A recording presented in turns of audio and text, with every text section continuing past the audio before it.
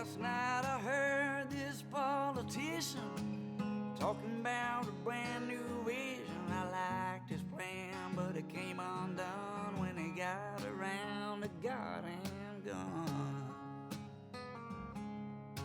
I don't know what world he's living in, but everybody ain't your friend. There's folks that hate the life I live, killing themselves just to kill my kid.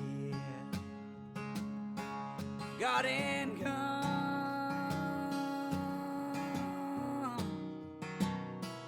keep us strong. That's what this country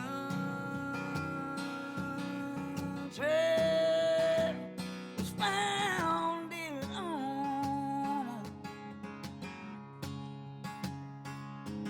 We might as well give up and run if we let them take our goddamn gun.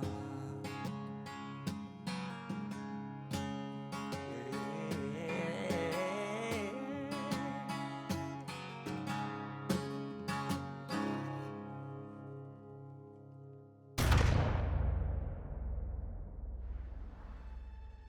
It's just 27 words strung together into one simple sentence.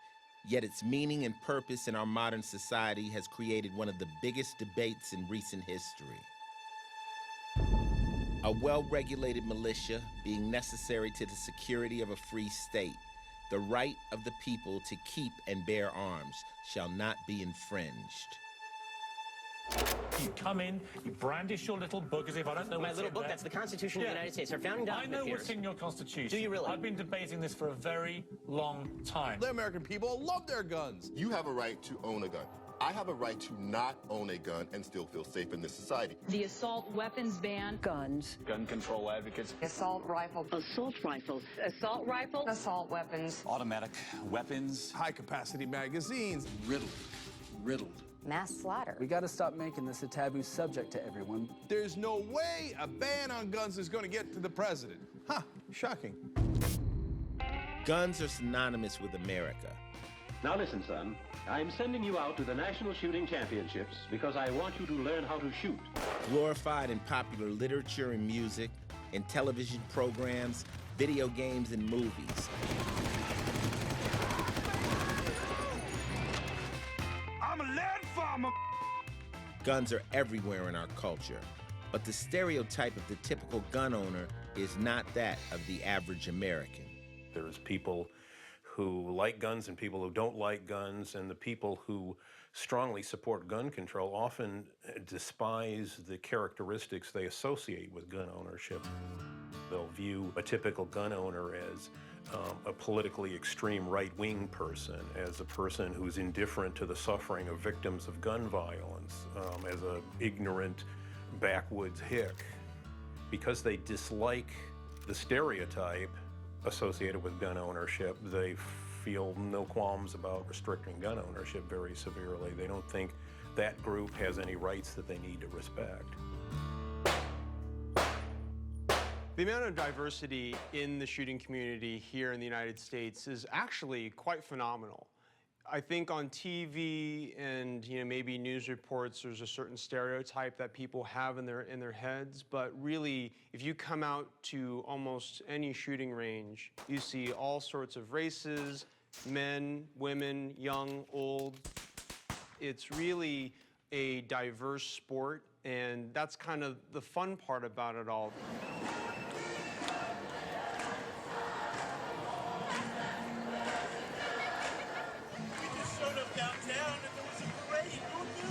I'm the spokesperson for the San Francisco chapter of the Pink Pistols, a LGBTQ firearm association or a gay gun group. There's this perception that gay people don't own firearms, and so we are helping to dispel that. It's a new, younger gun control movement that's about the Pink Pistols and about California and New York, because that's where gun control is.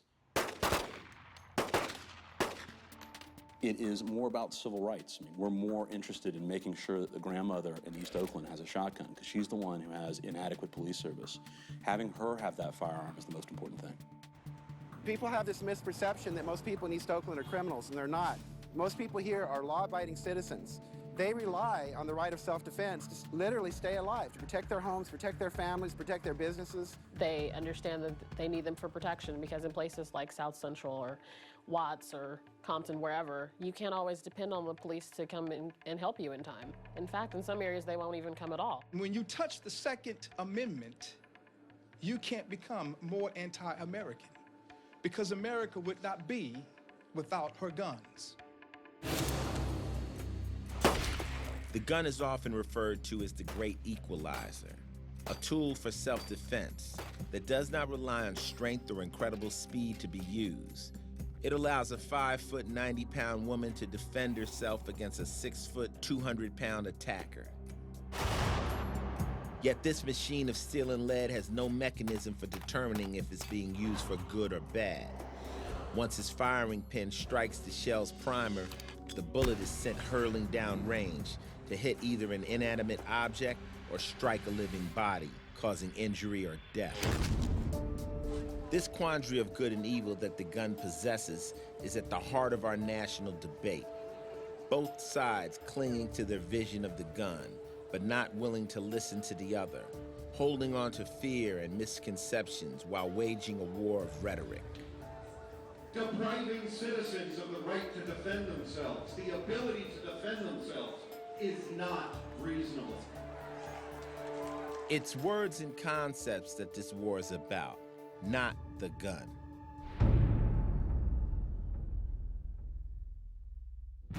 The Second Amendment is so simple, it's an absolute tragedy that the question exists. What does it mean? Keep and bear arms means they're mine, you can't have them, and I've got some on me right now, and they're loaded. Some politicians and scholars argue that the Second Amendment to our Constitution is outdated and no longer valid in our society. But can we throw out the foundation of our country and the individual bricks called civil rights in the name of public safety?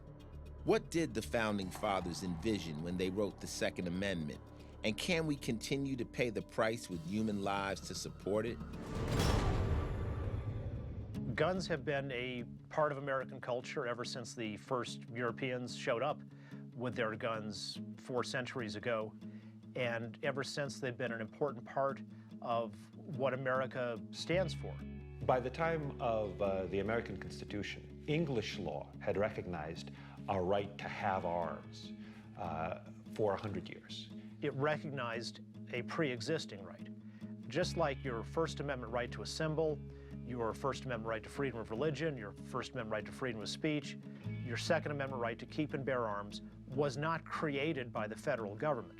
Those were all seen by the framers as fundamental, pre-existing human rights, which all humans had simply by virtue of being human. In England, in the late 1680s, there was the so-called Glorious Revolution, a largely bloodless revolution that began the constitutional monarchy that we now see in England today. And one of the things that the new monarchs, William and Mary, were required to adopt was the English Bill of Rights. One of the provisions was the right of Protestants to have arms suitable to their condition and subject to control by law. And that was understood as a protection against the government disarming people, especially disarming Protestants, because there was this fear at the time of undue Catholic influence. You as an individual have a right to own and carry firearms for all legitimate purposes. And at the same time, your ownership, use, and carrying of arms is also a responsibility which you owe to the community. In the militia of the colonial era, all able-bodied males had the obligation to own a militia-suitable firearm, to bring it to periodic militia practices, and of course to serve in the militia to defend their community.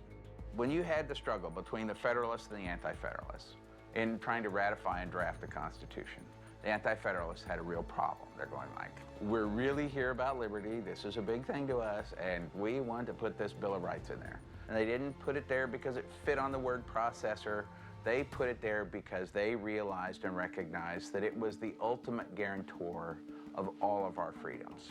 When the courts fail, when the legislature fails, when the political process fails, there's one final way to protect your freedom and your liberty. It's not about hunting. It's not about any other nonsense they make up. It's not about some collective right to the National Guard that wasn't created until 1900s. It's about our right to defend ourselves from tyranny, whether it's from criminal element or an oppressive government. Pro-gun lobbyists on here saying to me, well, the reason we need to be armed is because of tyranny from our own government. And I've always laughed at them. And I've always said, don't be so ridiculous. Your own government won't turn itself on you. But actually, when you look at this, it's nothing to do with guns. But actually, this is vaguely tyrannical behavior by the American government. Right now, the debates in American courts are not at all about the right to keep and bear arms as a deterrent to government tyranny. It's an interesting question what the courts would say if really presented with this kind of question. I need to have fully automatic guns. I need to have surface-to-air missiles. If that issue comes before American courts, I doubt American courts would be willing to endorse it, regardless of the historical evidence for that. The thought of a civilian uprising against tyranny seems like a far-fetched idea of a Hollywood feature film, but it has happened.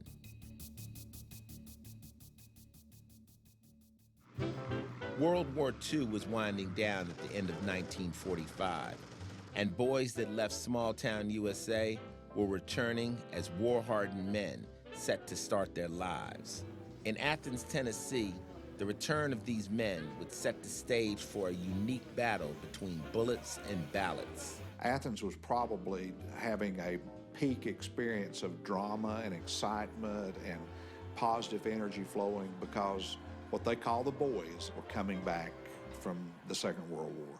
One aspect of this excitement was that many hoped that the boys would settle some score of injustice that had come at the hands of the corrupt sheriff of McMinn County and the political machine that he represented. While the soldiers had been away at war, you had a kind of a flipping upside down of the status of the whole community in the sense that there were deputies that would have worked for the local sheriff who had become able and were kind of free to run roughshod over the population. There certainly would have been a number of ways for them not only to have had power, but to have made money. In those days, the sheriff and the deputies got paid a percentage of the fines they imposed on citizens, whether they were guilty or innocent. So there was a local election that was coming up. And so this would have given a golden opportunity for a political sea change to occur. There was really a polarization at that point. The traditions say the sheriff counts the votes ultimately, in charge of the ballot box. So the veterans are saying, you come out and vote this time, and it won't be like it's always been. These votes will be counted. The train came in at 8 o'clock. 26 armed deputies got off of that train. Some with sidearms, some with other type of arms. These armed deputies were nothing more than hired enforcers, brought in to intimidate the town folk and watch over things, making sure the vote went the way the sheriff wanted. At the polling place, like each party was allowed to have 2 checkers. And the problem there was that the checkers were armed deputies usually, and they were threatening people. A local and well-respected black member of the community, Tom Gillespie, then walks in to vote. And some redneck is telling him, you're not going to get to vote. And he begins to hurl racial epithets. And Tom goes forward to vote, and the guy pulls out a gun and shoots him. Well, now suddenly the thing's taken to a whole different level, of course. And then into the middle of all of this, the sheriff comes with several cars, and they go in and get the ballot boxes. There are guns drawn, and the crowd is being pushed back, and they get the ballot boxes and head to the jail, and then they begin to make calls, and other ballot boxes are brought to the jail, and other precincts are shut down. And I think you've got people running around saying, what are we going to do? I even think you have people approaching some of these veteran leaders saying, hey guys, put up or shut up. You're the ones that said that the votes were going to be counted. We went to the armor. He had called the janitor, which is a guy's name was Percy Berger. And we knew well, and Dad picked his pistol up and says, I don't want you to get in any trouble about this, Percy, but we're going to take the rifles. I think that he may have had a broader concept of trying to create a situation where some stable minds had some guns and to liberate the ballots themselves. Gunfire then erupted from both the square and the jailhouse and continued deep into the night. What ultimately became a problem, everybody was running out of ammunition. Then what are you going to do? And so at that point, you've got some veterans that tape some dynamite together and they run down the street and throw it out under the front of the jail, and it lifts the front of the jail up and sets it down again and creates a lot of smoke and noise, and then all of a sudden your white flag-like devices are being waved out of the jail and the deal is done. The Battle of Athens ends with the liberation of the ballot boxes and an honest counting of the votes. The GI ticket wins with 70% of the vote. I do not want anybody to say that we were right. We weren't. We were wrong. We did something that was wrong that turned out right. So do I think that the Battle of Athens is a moment that can be used as a concrete historical example of when people rose up and overwhelmed a negative political situation? Absolutely. But making that a sufficient condition for anything that we might want to do in terms of guns and ammunition and activities of resistance, I think at the very, very minimum, you've got to be very careful and judicious with those connections. Whether the Battle of Athens is a case for the Second Amendment being used against tyranny or not, it is an example of how a community can rise up and overthrow a bunch of self-serving politicians.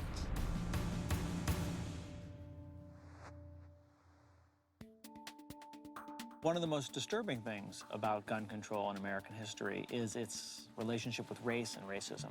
Gun laws were one of the ways in which white people kept African Americans and other racial minorities second-class citizens. The Founding Fathers had racially discriminatory gun laws, barring slaves and free blacks from owning guns. Because of slavery, many states had laws which either said slaves can't possess firearms without the consent of their master. A minority of the more restrictive states said they can't have weapons at all and we don't care about the master's consent one way or the other. Even after the 13th Amendment and the end of the Civil War, state laws were carefully written to keep the black population disarmed. So the 13th Amendment, which abolishes slavery, was speedily ratified and without much controversy, including in the South. But what the Confederate state governments do is try to perpetuate the system without calling it slavery. They take the slave codes. Oh, well, we don't need slave codes anymore. We don't have any slaves. But they're reenacted as the black codes. In 1865, 1866, legislatures of Mississippi, Alabama, Louisiana, and on, create these laws which impose special restrictions on black people.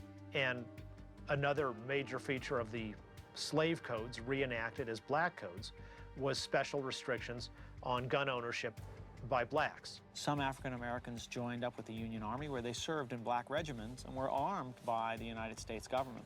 When the war ended, the U.S. government owed all its soldiers years of back pay and offered the soldiers an unusual deal. You could take your gun home with you if you wish, and we'll deduct the amount from your back pay. Many soldiers took those guns because they figured the government was never going to pay. For a black man returning to the South, he knew he was going into hostile territory and that the whites were not going to be happy with his freedom and that he might need that gun to protect himself against violence. Because it was well understood that the disarmed black population would be at the mercy of the domestic terrorist organizations such as the Ku Klux Klan, the Knights of the White Camilla, and on, which were attempting to terrorize the blacks into staying in a permanent condition of servility. And racist gun control wasn't limited to the blacks. There was a major influx of Chinese and Hispanic immigrants to California at the time. And literally in the 20s, the San Francisco Chronicle reported that the reason that concealed carry licensing was brought into California was to quiet the Tong community or take the passion out of the Hispanic community. So it's very clear that gun control, and specifically carry licensing, was animated by a racial bias. I should say there are those in the gun control community that are upset that I would talk about racism and gun control laws, but we wouldn't talk about the history of voting laws if we didn't talk about the history of racially discriminatory voting laws. I don't believe that every gun control law today is racially discriminatory, far from it. But we should always be careful when passing laws where there is a history of racism to make sure we're not repeating the mistakes of the past. There was a famous case out of Florida where the court dealt with this, and one of the judges was fair enough to stand up and say in a written opinion that this was never meant to be applied to the white population. Because of course, if the sheriff is allowed, or if the police chief is allowed to say that somebody doesn't have moral character to have a gun, there's no way to test that. There's no objective qualification there. And oftentimes, historically, what that meant was that the sheriff took a look at you, and if you looked a little too dark or didn't fit their view of what a gun owner should look like, then they figured you didn't really have good cause to have that handgun. So you had a lot of nominally neutral laws in the South, which in practice were only enforced against the blacks to keep them, to the greatest extent possible, disarmed, unable to protect themselves against domestic terrorism, and as docile and controlled as possible. I think lost in the gun debate is the importance that firearms played in the civil rights movement in the 1960s. There was a group called the Deacons for Defense and Justice, and literally they were their church deacons. They were respected by the community. They used firearms to defend the civil rights workers in some of the most dangerous parts of the South. And these were men who were usually Korea and World War II veterans, so they understood firearms, they'd seen what they'd done, and they'd gotten a taste of equality. The U.S. Army was a far more liberal place than the South in the 60s. Civil rights workers such as the Student Nonviolent Coordinating Committee, SNCC, and the Congress of Racial Equality, CORE, were subject to arrests, harassment, and murder by law enforcement and the KKK. The lynching of James Earl Chaney, Andrew Goodman, and Michael Schwerner in Philadelphia, Mississippi in 1964 showed the Deacons that the peaceful methods of nonviolent civil disobedience of the civil rights movement needed to apply a little bit of the Second Amendment to protect the student workers. There was a major overlap between the sheriff's deputies and the KKK. By day, they wore a badge, and at night, they wore the sheet. And these respected members of the community knew that the only way they would defend the safe house of SNCC or NAACP was to threaten these gentlemen with the force of firearms if they came into their communities at night. By taking up arms to defend themselves and others, the Deacons for Defense caused a paradigm shift in the South by demonstrating self-defense and reliance against the Klan and corrupt law enforcement that supported racism. Providing security for the civil rights workers' safe houses at night and for protest marches and demonstrations, the Deacons' actions of armed self-defense was the enactment of the natural law that the Founding Fathers sought to secure in the Second Amendment. The Deacons' success of affecting the civil rights movement in the South was noticed by two Oakland, California black radicals, Bobby Seale and Huey Newton. Needing a way to combat police brutality, Newton and Seale and other members of the Black Panther Party armed themselves, shadowing local law enforcement, ensuring traffic stops of blacks and their interactions were properly conducted. Looking back from a modern perspective on the conflict between the Black Panthers and Oakland police, it's hard to know what the truth was, but it certainly was a sign of the times, if you will, that the police may not have been treating the Black Panthers very fairly. It's also very clear that firearms in that community protected that community. Extending their protest for black equality and to bring statewide attention to police brutality in Oakland, the Panthers peacefully marched into the state capitol in Sacramento with loaded firearms. And Bobby Seale made a statement. We have prayed, we have pleaded, we have cried for equal rights. We must do something before it's too late. And with that, they walked into the Capitol with guns. And it led to some of the strangest politics around. You had a Republican state senator introducing a bill to ban the loaded open carry of firearms. And then you had a Republican governor by the name of Ronald Reagan signing that bill to ban loaded open carry. Just the thought of black people arming themselves and being aware of their rights, like the Panthers were, I think that honestly scares a lot of people. This whole thing about controlling guns was never, ever about public safety. It's always been about controlling groups that were politically inconvenient. We continue to see this struggle to restrict individual rights in the name of public safety. The battle has progressed to include socioeconomics and cultural divisions with restriction on concealed carry permitting in urban communities in the name of public safety, and color still plays a factor. 2012 saw 506 homicides in the city of Chicago, nearly 100 more than all U.S.-led coalition fatalities in Afghanistan that same year. Most of these deaths were caused by gang-on-gang violence perpetrated by young blacks. Yet, there is no congressional investigation or task force trying to solve gang violence in this country. But have 20 white children in upper-middle-class suburbia mowed down by a possibly insane and medicated individual, and the whole power of the government is unleashed. If there is anyone out there who still wonders if the dream of our founders is alive in our time. In this celebrated era of equality in our nation's history, it appears that the safety of white America is still more important to our government than the safety of minorities in our inner cities.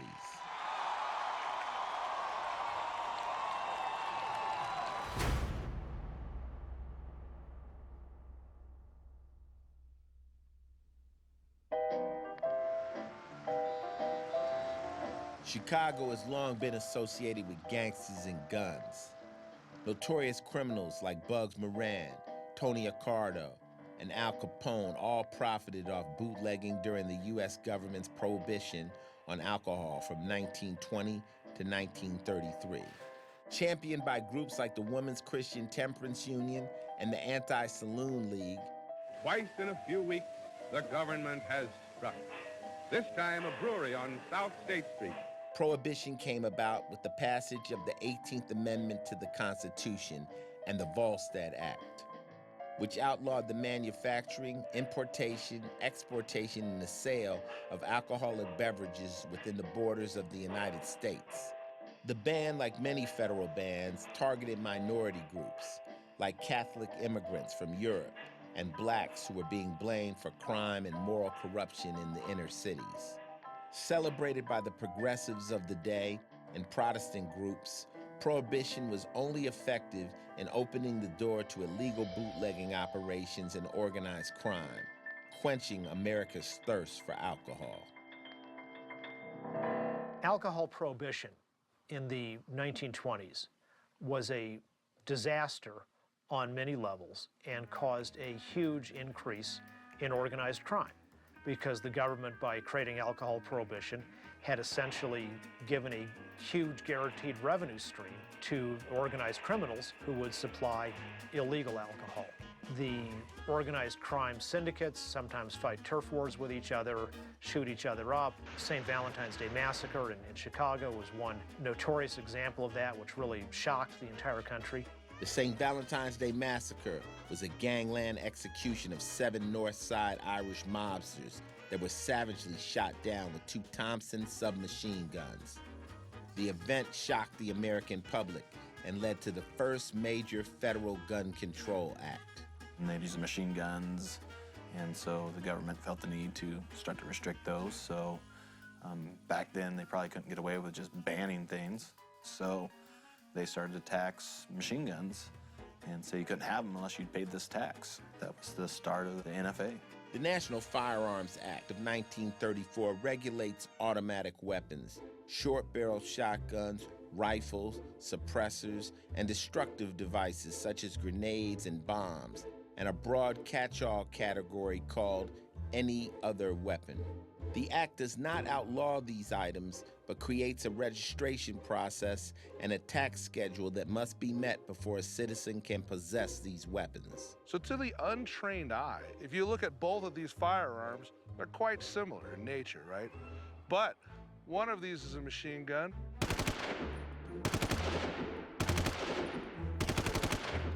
and one of these is a semi-automatic. How do we tell the difference? So we have a safe, a semi-automatic setting, and a fully automatic setting. These three settings will actually tell you whether or not this is in fact a machine gun.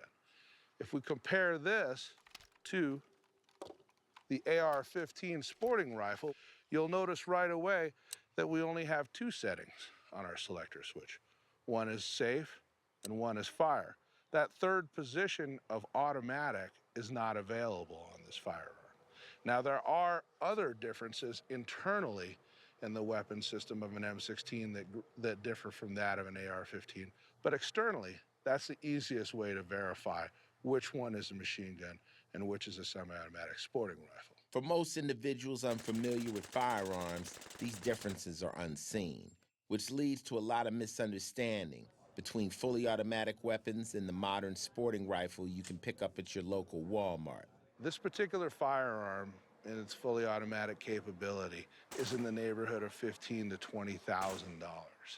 The other thing that we have to think about is the actual legislated process that we have to follow to possess something like this. The actual background check and 6-month wait and $200 tax that is paid to the Bureau of Alcohol, Tobacco, and Firearms. The intent of the National Firearms Act was to create a tax evasion trap for gangsters using submachine guns in their criminal activities. Nice idea on paper, but what criminal would submit to a background check and purchase the required $200 tax stamp? What the law does ensure is that only wealthy Americans of the era were able to own and enjoy these classes of firearms. America was not the only country dealing with gun control in the first half of the 20th century. Stalin and the Soviets methodically disarmed the citizens of the USSR, starting in 1917, and by 1929, passed sweeping gun control legislation, stripping gun ownership from all but the state, allowing Stalin to implement his policies of redistribution of farmland into collectives through armed force against an unarmed citizenry. These policies resulted in over 10 million deaths caused by state-sponsored murder and starvation. Hitler was also using gun control to expand his fascist ideas. He used the gun laws to disarm Jews and gypsies, the mentally ill, homosexuals. It was how he was able to disarm and then murder 6 million Jews. Both Stalin and Hitler used gun control to silence their political enemies or those people who they didn't like. And in many ways, that was the ultimate silence because, of course, they were headed off to gulags and gas chambers. Most Americans are afraid of gun registration because it's been pretty historically established that registration leads to confiscation. So it's hard to take guns that you don't know exist. Personally, I'm not that afraid of registration because I want the government to know I have firearms. And the sole purpose of those firearms, as outlined by the Second Amendment, is to provide for the security of a free nation. A quirky fact related to the 1938 German Weapons Act is that a lot of its legal concepts were used in the 1968 Gun Control Act by its co-author, Democrat Senator Tom Dodd, who had spent time in Germany after the war as a prosecutor at Nuremberg. Dodd even sought a national firearms registration, but was unsuccessful. The broad legislation created the basis for much of the gun laws we have today, and the continued tradition of restricting minorities' access to guns through economics. The year before the Gun Control Act was passed, Detroit and Newark suffered their worst race riots in American history. Riots that destroyed these cities and lasted for days. When National Guardsmen came to restore order, they were shot at by snipers.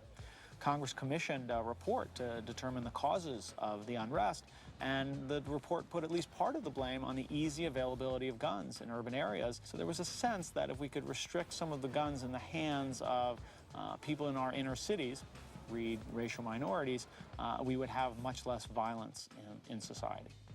The act controls interstate commerce of firearms, like mail order, and applies today to internet-based gun sales.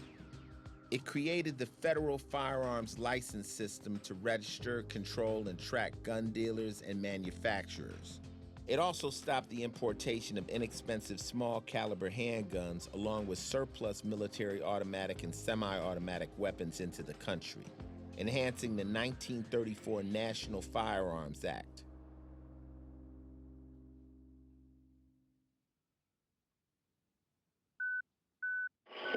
Your emergency. There's a man at my front door raising the doorbell trying to get in my house. Okay, what's your name, ma'am? Donna Hopper. Oh, God! He's coming into your bedroom window? It's your bedroom. He's banging on the window. Okay. I got a gun. I'm going to get my gun out. It takes time for a responding officer to arrive at your domicile. Ma'am, what are you arming yourself with?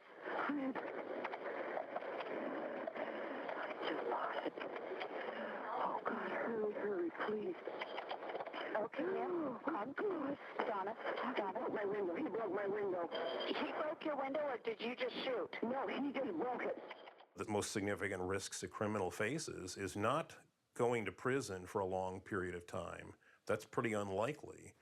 His greatest risk is that he'll run into an armed victim who might shoot him, and possibly fatally. Where in the hell's the police? They're on their way, ma'am. Oh, he's coming back. I can see his shadow. Where is he at? Donna, just a minute, kid. He's coming into my front yard. Oh, God, he's coming through the window. I'm going to shoot him again. One thing people should remember is that when something is happening to you, if someone's attacking you and you're in your home, the dispatcher that's telling you to wait for the police, she's in no harm. The police are in no harm. But you're very much at a risk for harm with that person that's in your home attacking you. He's coming through the window. He's coming in. Is he coming into the house? Yeah. I got him. You shot him again? Yes. Or you shot at him? No, I shot him the third. He's coming through the window.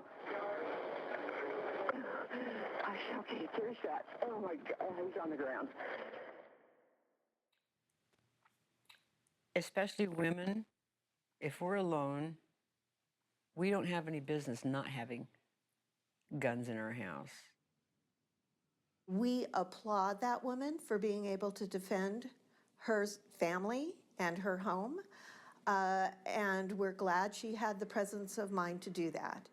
Unfortunately, the statistics show that that isn't always the case. I have 2 sources of information that bear on defense of gun use. First of all, there was a survey done back in 1994 where a nationally representative sample of adults in the U.S. were asked questions about defensive gun use. So the estimate that I arrived at was circa 2.5 million defensive gun uses in 1993. Shooter ready. 5 million people with disabilities, now that ranges from elderly to paraplegics, are victims of violent crime every year. So it does make a difference. I mean, it's something that we need to be aware of. People that do the crime pick on people they perceive to be weak. It's our responsibility to do what we can to protect ourselves.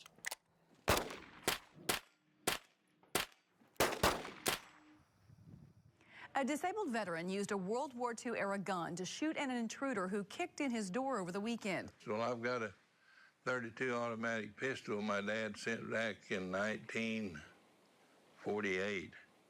It's really old, but it worked good. You know, we are in the midst of a public health and safety crisis, one of the worst that we face. Every year, 30,000 people are killed with guns. Every day, 32 are murdered. 90 are otherwise killed. What's surprising to many people is that more than half of those are suicides. The homicides that do exist, obviously there's far too many of them with firearms or any other means. We know that about 2/3 of those are recidivist criminals or gang members. So when you think about it in its bigger picture, the gun problem in America, to the extent there is one, is a problem of suicide and gang use of firearms, and not so much the law-abiding citizen who gets in trouble. The right of the people shall not be infringed, so the Second Amendment says. written in a time when the citizen was expected to protect themselves and their community. But as we have seen over the past 2 centuries, the right has continually been infringed, mostly by state and city laws. Many of the gun control laws that are adopted are designed to try to make it easier to take guns out of the hands of criminals and of gang members. However, they're generally written so broadly that they affect everybody else. And so sometimes the laws are designed to target gang members or criminals, but they apply much more broadly. Sometimes it's like trying to kill a fly with a fire hose. The apex of that infringement came in the Washington, D.C. Firearms Control Regulations Act of 1975, which restricted residents from owning handguns or high-capacity semi-automatic firearms, with the exception of those owned by police officers or guns registered before 1976. One thing we know is that the gun bans weren't terribly effective at disarming the criminals. D.C. banned handguns and effectively banned shotguns and rifles for self-defense in 1976. 10 years later, when I moved to Washington, D.C. to go to college there, it was the murder capital of the United States. So it's clear that efforts to ban guns just do not work very well. The law was challenged in 2003 with the financial backing of Robert A. Levy of the Cato Institute and involved 6 plaintiffs, including Dick Heller and Tom Palmer. Palmer had moved to D.C. after a hate crime incident in California. Tom Palmer he had a very sympathetic story. Tom Palmer was a gay man who in the past had been the victim of gay bashing efforts, and he tells the story about one night up in San Jose, California, when he was walking down the street and he was attacked by a gang of 20 men, skinheads or whatnot, who were yelling anti-gay slurs and were threatening to kill him. And he recalled, after first running away from them, that he was carrying a firearm. And when he stopped and pointed his firearm at the people who were chasing after him, they immediately stopped chasing him and went the other way. It's just a good example of how, for people who are disfavored, having access to a firearm may be the last line of protection. Dick Heller was a federal security officer that carried a gun every day to work, but could not get a permit to own a gun. The lower court dismissed the case, which went to the Court of Appeals that resulted in 2 opinions: that only Heller had standing in the case, and that the Second Amendment extends beyond the militia to be an individual right. Gun control advocates have often no shortage of idealism. And in Washington, D.C., they passed this predictably ineffective ban on handguns because they were idealistic. The city council thought that if Washington, D.C. passed this law, then other states would follow suit. And it would lead to a nationwide trend of civilian disarmament. The ruling was appealed to the Supreme Court and heard in 2008 as District of Columbia versus Heller. There are quite a few Supreme Court cases that talked about the Second Amendment, usually in passing. They often only quoted the right provision, the right of the people to keep and bear arms shall not be infringed, and didn't even mention the preamble, the well-regulated militia being necessary to the security of a free state. Then in 1939, in the Miller case, the Supreme Court for the first time squarely confronted the question of a federal regulation that was challenged on Second Amendment grounds. The Miller case involved a sawed-off shotgun and the recently passed National Firearms Act that required the gun to be registered and have a $200 tax stamp. And the court, in a rather opaque opinion, held that that law, which was a ban on sawed-off shotguns, was constitutionally permissible.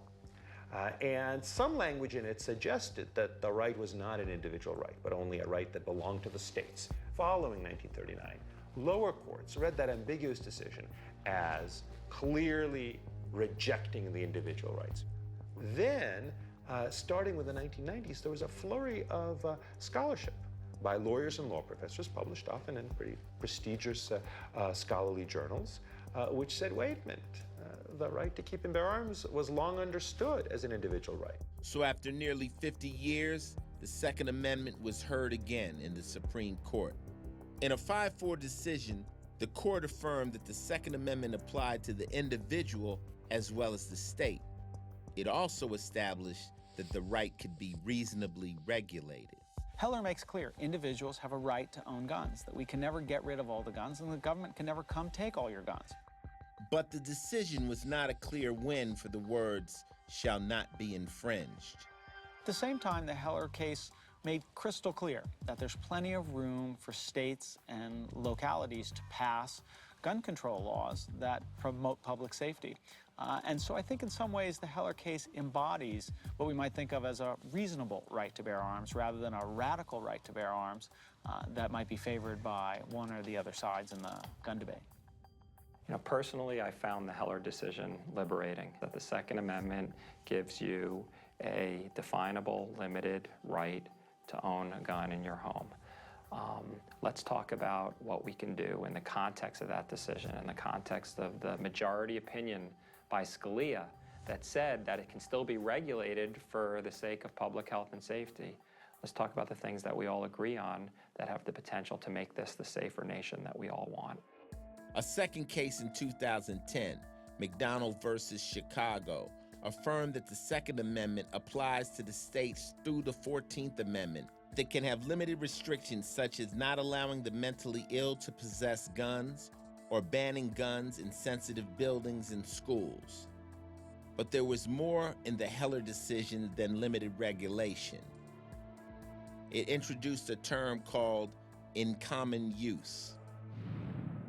That suggests that perhaps if a gun that some state labels as an assault weapon is nonetheless really quite common in the rest of the country, maybe the state can't ban it, even if lots of other guns are available to citizens of that state, because that's a gun in common use. Again, we don't know for sure. We're starting to see the lower federal courts take Heller and McDonald very seriously. The types of arms that are going to be protected are the ones that you would have shown up with at militia muster. And the AR-15 is the quintessential modern militia weapon. This common use portion of the Heller decision may have long-term consequences for any future assault weapon bans and those on the books in places like California. That's a big part of the argument against certain types of firearms is this is military grade, or there's no reason for an average person to have this kind of firearm. But the reality is that those types of firearms are incredibly popular and common for hunting and other recreational sporting purposes. Why do AR-15s and other modern sporting rifles generate so much fear? I think the fear of the black rifle came from people who don't understand guns, never been around guns, and the confusion that was perpetrated by the media. They are military-style weapons, and they don't belong in the streets of our cities. What is an assault weapon? There are different definitions of what makes an assault weapon, but it typically differentiates an assault weapon from other semi-automatic weapons through a set of features that are designed to demonstrate that a gun is only made for the purpose of taking human life. So one feature that you hear talked about a lot is the pistol grip. You're not using the gun to put it on your shoulder and to aim, but more to literally shoot from the hip, which you would only do in a mass shooting. That's just pure nonsense, because if I really want to be effective with my gun, I'm going to use my sights and look and see what I want to, aim at. Another one is a barrel shroud, the thing that covers the barrel of a gun. So when you're firing multiple rounds in quick succession, you can still hold the pistol grip and hold the barrel so that it doesn't get excessively hot. So again, something that's only made for the purpose of taking human life. There's no common sense to it. It makes no sense.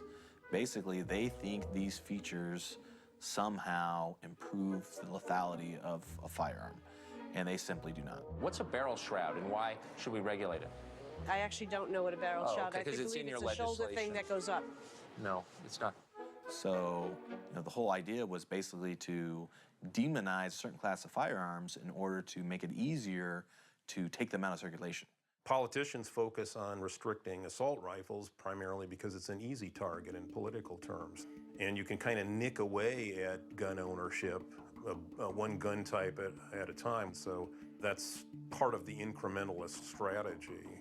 It's such a slippery definition, it can easily be expanded. There really is no rational reason for focusing on assault rifles in particular. There's really nothing to distinguish so-called assault rifles from other rifles.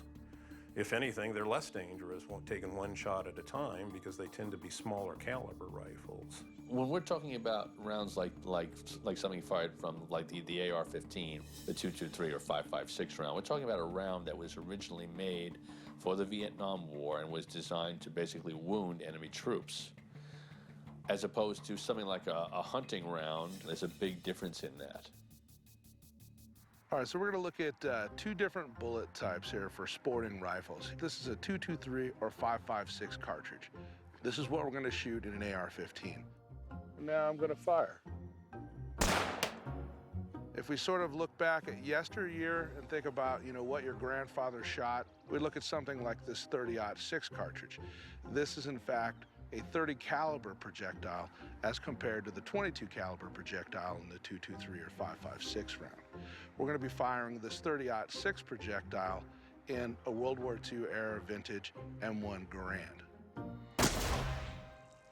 When I'm watching television and I see some reporter on there that's saying that an assault weapon or any weapon that fires one of these high-powered rounds is meant to kill, and that's all it's used for, that's not true at all. I want to limit the automatic guns, and I also want to limit the 100-bullet magazines that they hold. And they just don't know what they're even talking about, but because they think it's gonna be good for their news program, and it's exploitative yellow journalism. We're talking about millions of kids dying, being shot down by assault weapons. They're just making things up that they think people will believe, and the problem is a lot of people who don't have the knowledge will believe it.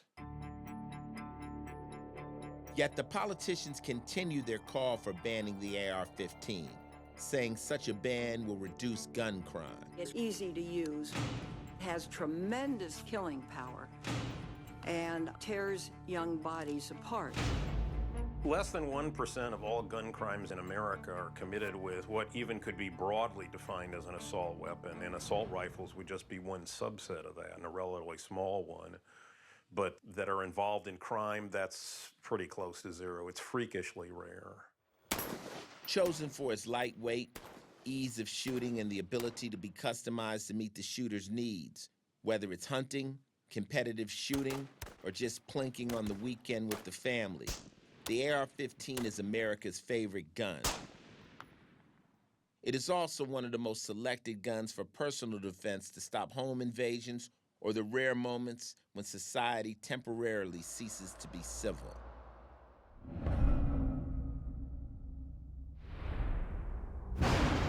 On the morning of August 29, 2005, Hurricane Katrina made landfall on the coast of Louisiana.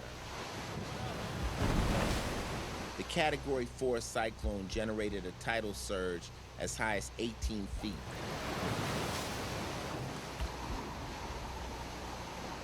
Some surge. Surge is coming over the road. And overwhelmed the inadequate levee system that protected the city of New Orleans. The resulting flooding and storm damage killed over 1,500. Right next to her on the ground was another body wrapped in a white sheet. The natural disaster also set up one of the biggest civil rights abuses in this country's history since the Civil Rights Movement. It was armed robbery by cop. They were stealing legally owned property from private citizens. They were confiscating guns.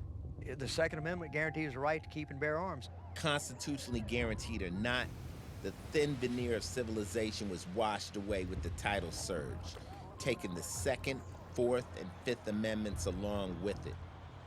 To understand why law enforcement broke their oath to uphold the Constitution, the events that occurred in the days preceding and after the storm must be taken into consideration.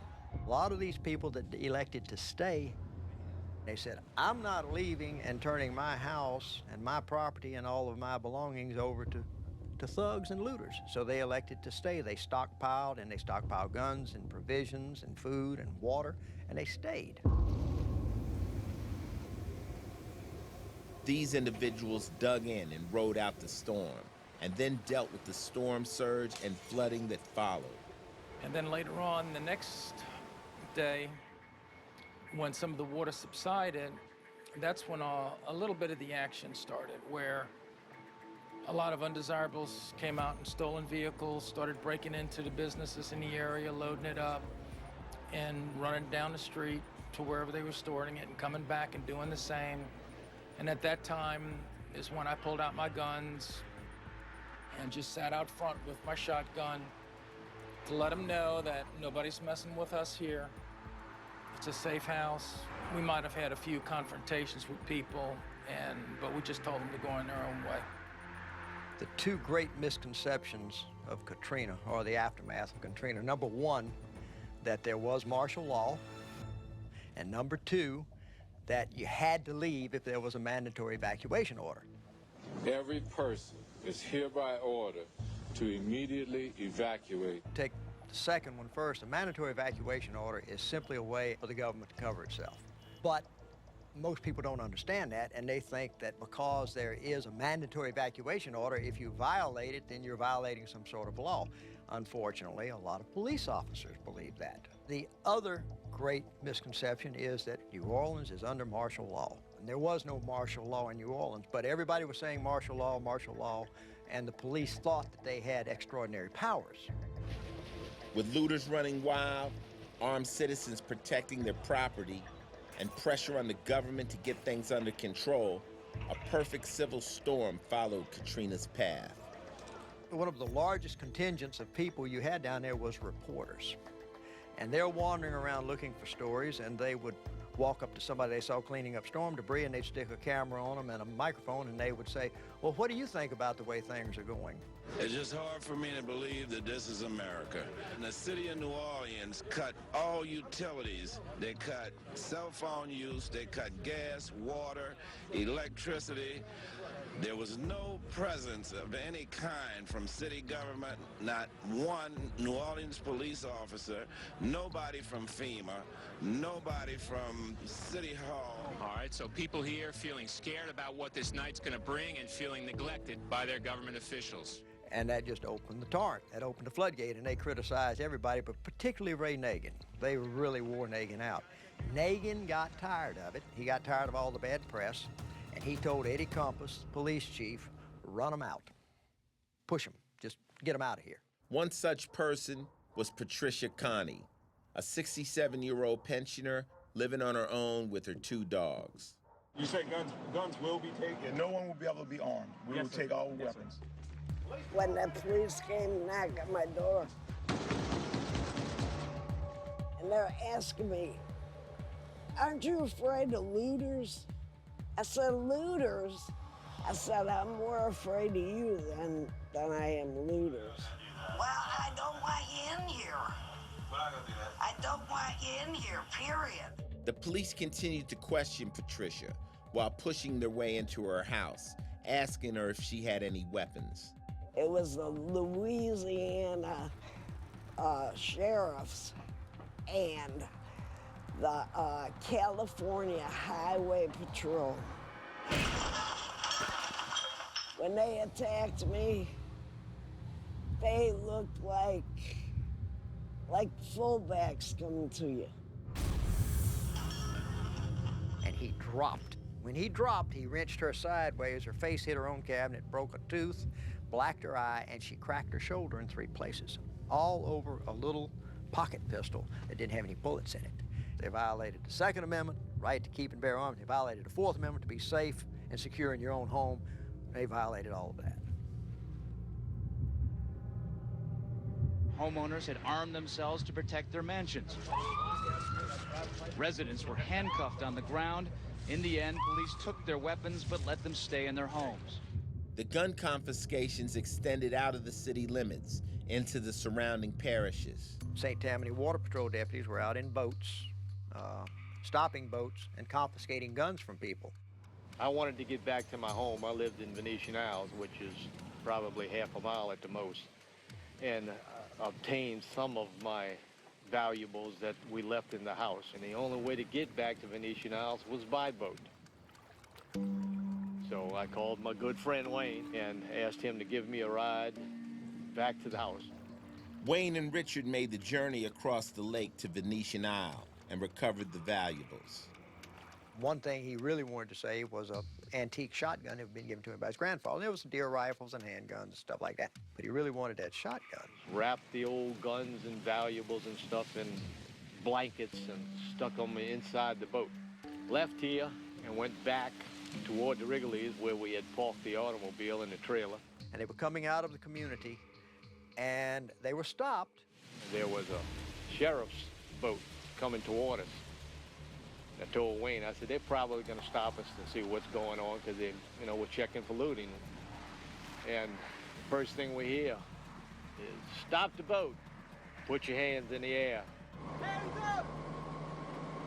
Get your hands up! So we started to say something and they hollered again, put your hands in the air.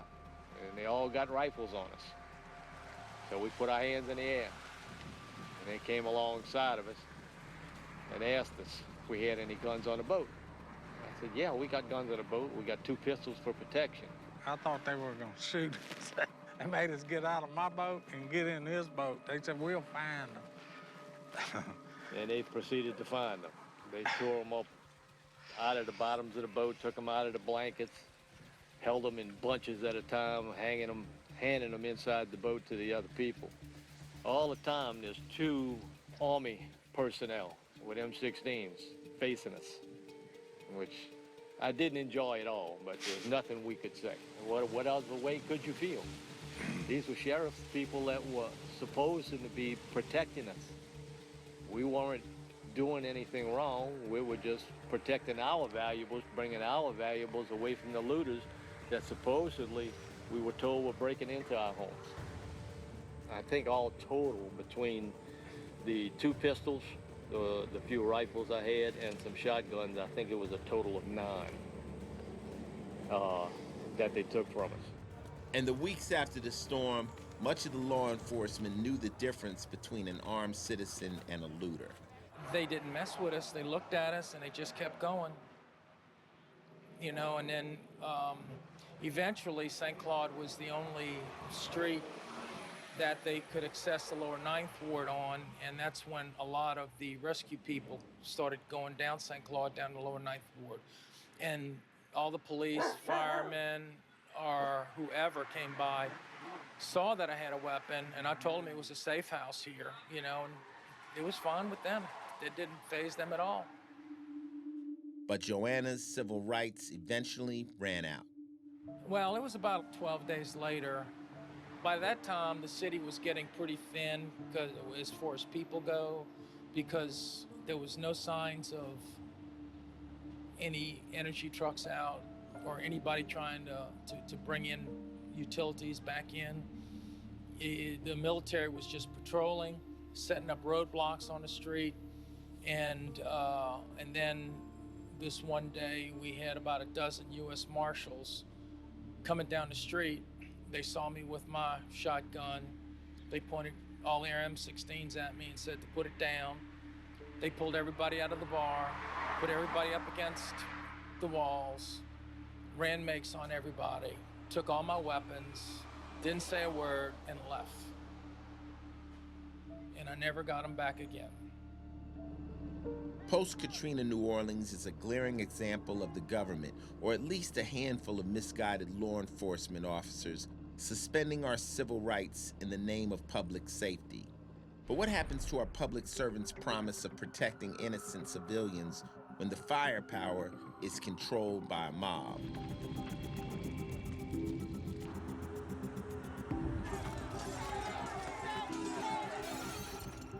I have experienced something where I found out for the first time that anarchy can take place in this country. When you have to be able to defend yourself and defend your own properties. On the afternoon of April 29, 1992, South Central Los Angeles and surrounding neighborhoods erupted in violence after a jury acquitted 4 LA police officers of excessive force and abuse during the arrest of Rodney King.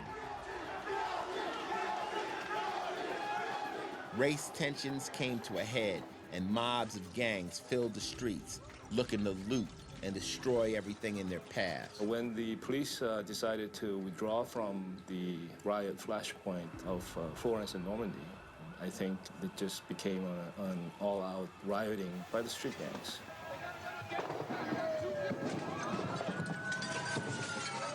You know, there were a lot of Korean merchants who were doing businesses in South Central at the time, and they're the ones who sustained most of the damages. There was nothing we could do except listen to the calling from the people who were stranded there who couldn't get police help.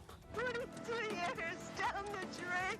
With no police protection, the whole area around South Central was left in chaos and mob rule, like something out of an apocalyptic movie. When we heard the following day that the African-American gangs were now targeting Koreatown, which is 2 miles north of South Central Los Angeles, we immediately went to the police and said, you know, look, I mean, you guys need to put up a blockade and make sure that these gang members cannot come up to our neighborhood. But unfortunately, the LAPD was not ready, and they told us instead to vacate the town. But we cannot let 25 years of our hard work go up in smoke. As a result, my having been an attorney for the Korean American radio station that had 24-hour broadcast, I went to the radio station and basically explained to them that despite what the police are telling you, that we have a right to defend ourselves. We need to defend by arming ourselves. With personal arms, including AR-15s and shotguns, the residents of Koreatown prepared to hold off the gangs. I think the police did not have leadership, and at the same time, they were very timid about going out there and looking like they were attacking the African Americans because of possible repercussions. And because of that, they felt urban warfare would be a very deadly thing for which they felt that they were not trained. And I think that was very legitimate on the part of the police officers, not wanting to be in the harm's way, especially when they were in disarray and they were not organized to defend against situations like that.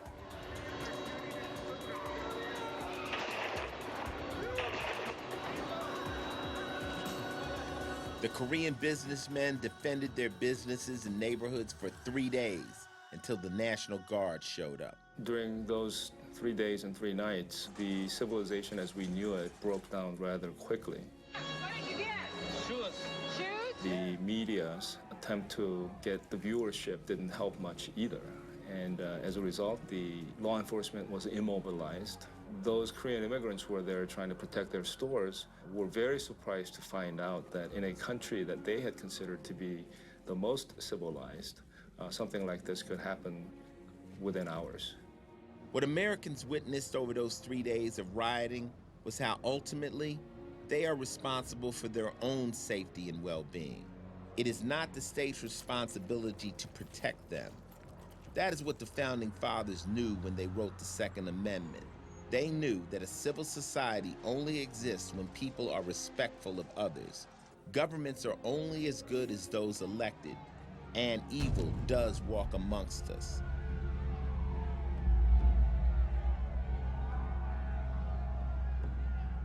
The right to defend oneself is not like a permit to drive. It is the most sacred civil right. The Koreans of LA learned that lesson the hard way. Because of the riots experience, I think the Korean American community have become a little bit more aware. We do need to prevent something like that happening by dealing with these things before it gets out of hand.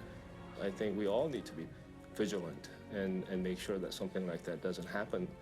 But I think, as we know, in a country laissez-faire, capitalistic society such as ours, where politicians are always out there trying to work for themselves more so than the needs of the society, do we really trust our government to be there when they're needed?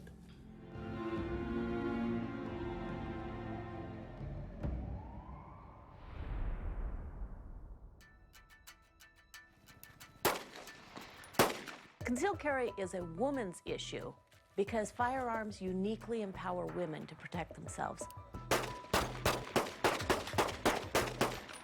What we find is that when a woman gets a firearm, she is able to defend herself without using a great deal of muscle power, without spending years learning martial arts. She's just able to pick up the gun and immediately is able to protect herself. Concealed carry laws vary state to state. Some states like Arizona have constitutional carry laws, which means as long as the individual can legally own a firearm, they can carry concealed. Other states are shall issue states. They give permits to those that qualify. And others are may issue states, where the decision is left up to law enforcement to determine if the applicant has good cause. In these may issue states and in Illinois, the individual's right to carry beyond the threshold of their home is being challenged in the courts. What Heller told us was that the core value protected by the Second Amendment was the right to have the means of self-defense. Many of the legal treatises that Heller drew upon explored the right of self-defense as it arose outside the home. Some of our opponents like to think that the right is limited to the home because they just don't want to see it go any further. But that's not what the Second Amendment provides. It's not what Heller provides. And in due time, we expect it's not what the courts are going to provide as they examine this further. There's a lot of talk about what are the statistical impacts of letting people conceal carry. And what we know is there's no negative impacts. It's at least that justifiable homicides go up and regular homicides don't. We also know that concealed carry licensees are much more law-abiding than the average citizen. In fact, might be more law-abiding than police officers. And it really changes the way you behave when you're carrying. All of a sudden, somebody calling your mother a hamster isn't something you want to escalate because it causes this entire knock-on conversation with yourself about, is this guy going to punch me? Am I going to be forced to shoot him to retain my firearm? Am I going to kill someone? Am I going to have all of the legal implications, the legal death that can be? Do I really want to take it that seriously? It really makes stark the decision to defend yourself.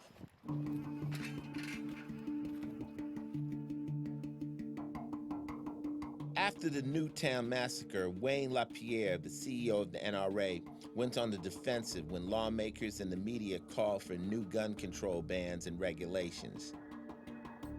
At a news conference a week after the tragedy, LaPierre called for a good guy with the gun to stop mass shooters like Lanza and Holmes. The media and the opposition challenged his statements, but what they forgot was that in 2007, a good woman with a gun stopped a mass killer named Matthew Murray. Murray had killed 4 at the Youth with a Mission Center in Arvada, Colorado, before he decided to assault the New Life Church in Colorado Springs.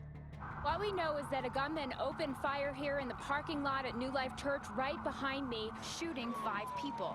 1 died at the scene. So did the gunman, who was shot. An armed citizen can stop evil.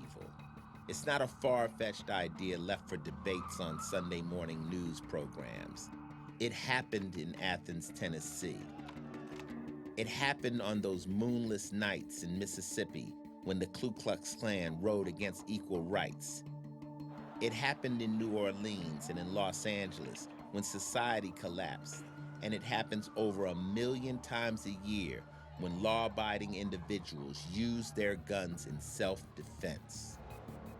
The Founding Fathers understood the natural law of self-defense and ensured it for all when they wrote the Second Amendment. Why would our elected servants want to infringe on this vital and empowering civil right? Should we be focused on gun violence as a problem? Sure. I mean, it's a serious problem, but focusing on it as gun violence, the emphasis on gun, rather than focusing it on violence, that's where the problem lies. The reaction by a number of the politicians, most of which, of course, are anti-gun and have been for a long time, have been to try and use the Newtown shootings any way they can to propose as many anti-gun laws as they can and put their anti-gun agenda in place.